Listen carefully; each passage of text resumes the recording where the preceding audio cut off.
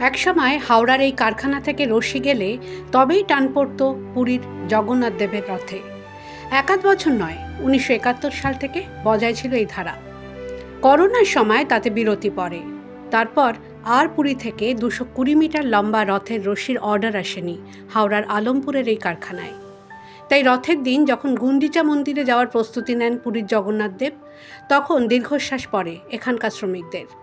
এই ঐতিহাসিক সংযোগের কথা আজ অনেকে না জানলেও পুরনো মানুষজন তা ভোলেন কি করে। অর্ডার আসতো আষাঢ় মাসের কিছু আগেই।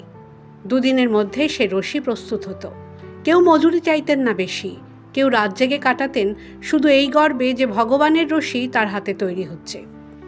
কারখানার ম্যানেজার আব্দুল হালিম জানান, পুরী থেকে অর্ডার এলে গোটা কারখানায় উৎসবের আবহ তৈরি হতো। গত 5 বছর ধরে পুরী থেকে আর কোনো বরাত আসেনি। যে বিভাগের মেশিনে রশি তৈরি হতো সেখানে জল ঢুকে যন্ত্রপাতি নষ্ট হয়ে গিয়েছে। অর্ডার না থাকায় সেই বিভাগ বন্ধ। অনেক শ্রমিক এখন আর কাজ করেন না। রথ এলে এলাকার পুরনো বাসিন্দারা আগে স্মৃতিচারণ করেন। রথ এলেই মেতে ওঠেন এলাকার মানুষ।